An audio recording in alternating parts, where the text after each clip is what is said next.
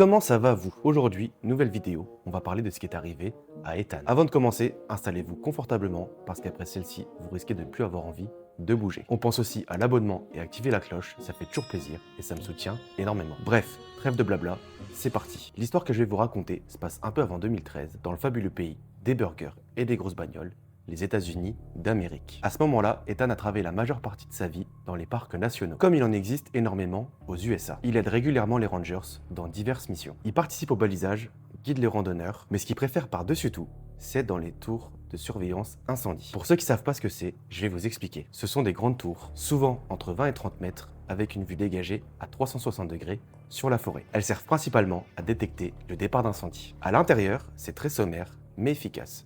En général, c'est une cabine avec une table, une radio, un réchaud pour le café et pour les plus chanceux, un lit de fortune. Et ça, Ethan il adore. La routine, la solitude, la nature à perte de vue, ça l'embête pas, au contraire. Sauf qu'un jour, alors que c'était pas prévu, son boss l'appelle. Il lui demande d'assurer un remplacement pour les 2 prochaines nuits. Officiellement, un collègue est malade et ils ont personne pour le remplacer. Il l'appelle parce qu'il sait qu'Ethan est volontaire et qu'il dit rarement non. C'est bien payé, il connaît la routine, alors il accepte. Ethan arrive sur les lieux vers 17h30 à la tour Lookout. Il commence à la monter comme il l'a fait déjà des dizaines de fois auparavant.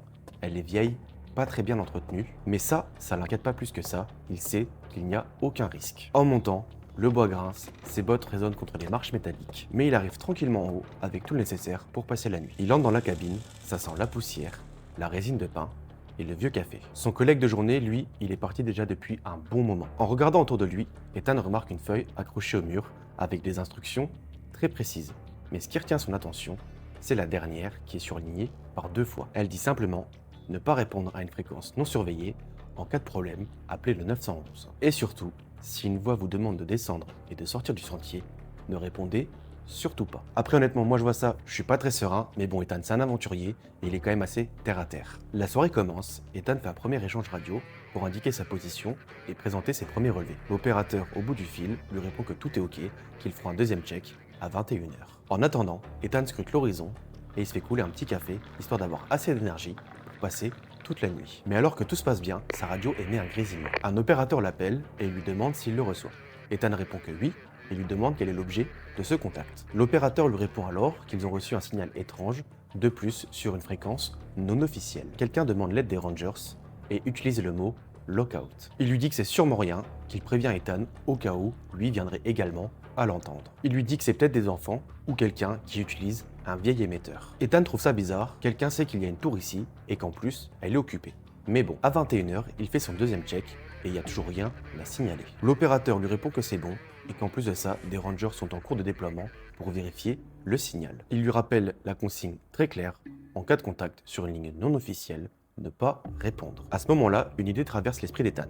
Il pense brièvement à descendre pour vérifier que tout est ok. Mais je vous rassure, heureusement pour nous, il ne le fait pas, du moins, pas tout de suite. Il verrouille la trappe, pose sa lampe torche à côté de son journal de bord et s'assoit pour écouter le bruit du vent. À 22h30, la radio grésille à nouveau. Mais cette fois, ce n'est pas un opérateur. Juste un clic, puis une voix qui dit « Ranger ». Quelques secondes passent et la voix recommence. « Ranger, j'ai besoin d'aide ». Il comprend immédiatement que ce n'est pas un opérateur, mais un inconnu. Il reconnaît une voix d'homme qui semble essoufflée et qui tente de contenir sa panique. Ethan relève alors la tête et dans son champ de vision, la fiche d'instruction avec la phrase soulignée. L'homme au bout du fil lui précise qu'il est sur Trail 6, qu'il s'est perdu et qu'il ne trouve pas le chemin du retour. Et il demande si Lookout le reçoit. Ethan, lui, il connaît très bien Trail 6. C'est un sentier très fréquenté et très facile pour les randonneurs amateurs. À ce moment-là, il s'apprête à contacter le centre opérationnel pour qu'il puisse prendre le relais. Mais avant même qu'il puisse parler, la voix revient. « Je peux t'entendre du haut de la tour. Aide-moi, s'il te plaît. » Un frisson traverse tout le corps d'Ethan, et là, il se fiche complètement. Il a cette sensation horrible que la voix ne passe plus la radio, mais que l'homme s'adresse à lui directement. Après quelques secondes, Ethan reprend ses esprits et appelle le centre. L'opérateur au bout du fil lui dit de ne surtout pas répondre, qu'il va envoyer quelqu'un sur Trail 6. Il lui demande aussi s'il est bien dans la tour et en sécurité. Ethan lui confirme que oui, la trappe est verrouillée. Mais un peu plus tard, la voix revient et elle a changé. Elle est plus calme, plus posée et avec le même timbre de voix qu'Ethan. Elle commence même à parler avec le centre opérationnel. Là, Ethan comprend tout de suite que quelque chose ne va pas. Et au même moment, il entend un bruit. Ce bruit, ne vient pas de la radio, il vient de la tour. Comme si quelqu'un frappait le bois de celle-ci avec un objet métallique. Il passe la tête par la fenêtre pour regarder en bas, et à ce moment-là, un second bruit résonne. Puis une voix lui dit « Ranger ». Ethan comprend qu'il n'est pas seul, mais c'est impossible. La route est fermée, le site est isolé, et il y a des caméras tout autour de la tour. La voix revient, et elle lui demande de descendre, parce qu'elle a besoin d'aide. Ethan hésite. La nuit, la forêt, et cette fiche d'instruction. Et il a cette pensée horrible qui lui traverse l'esprit, et si quelqu'un avait vraiment besoin d'aide, pourquoi rester là-haut et ne rien faire? Il s'approche de la trappe, la déverrouille, et au même moment, les bruits s'arrêtent. Il commence à descendre lentement les marches, une par une, avec le cœur qui bat à toute vitesse. À mi-chemin, il entend un grésillement. Mais celui-ci, il vient pas de la cabine qu'il vient de quitter, il vient directement des escaliers. Puis, la radio grésille à nouveau. Un opérateur lui demande si tout est ok, et là, Ethan, dans un moment de folie, lui ment et lui dit que tout est ok. Un peu plus bas, il remarque quelque chose sur la rambarde froide. Il l'éclaire alors avec sa lampe torche. C'est un bout de ruban adhésif vert qu'il utilise lui-même pour baliser les sentiers. Il en est certain, celui-ci n'était pas là plus tôt. Quelqu'un a essayé de monter. Et pourtant, il continue sa lente descente. Après quelques minutes de descente, ses pieds touchent enfin le sol. Il balaye l'obscurité avec sa lampe torche, mais il n'y a rien. Aucune trace, aucune fourgonnette. Il crie alors « Rangers ».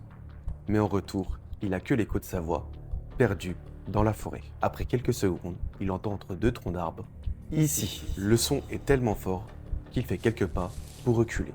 Il tourne un peu la tête, et là, il voit une silhouette grande, mince, l'air déformé. Elle commence à s'approcher dangereusement d'Ethan. Là, il n'hésite pas une seconde, il prend ses jambes à son cou. Il court tellement vite qu'il monte les marches 5 par 5. En regardant rapidement vers le bas, il la voit, elle monte vite, très vite, trop vite. Arrivé en haut, Ethan arrive difficilement à fermer la trappe tellement ses mains sont tremblantes. Là, il entend cette chose, cette ombre, frapper, encore et encore. Après quelques secondes, les coups sur la trappe ont cessé. Mais c'est à ce moment-là qu'il commence à entendre des bruits de pas, juste au-dessus de sa tête, sur le toit de la cabine. Comme si cette chose cherchait à tout prix à rentrer dans la cabine. La radio grésille, un opérateur ne cesse de demander si tout est ok, et là Ethan répond que non, quelque chose l'a attaqué. L'opérateur au bout du fil lui répond que des rangers sont en route sur sa position et qu'il doit tenir. Dans la panique, il se rend pas compte, mais son dos commence à le picoter et à le brûler, comme une griffure qui part du haut de sa nuque et va jusqu'en bas de son dos. Pris par la peur, Ethan se met dans un coin et ne bouge plus.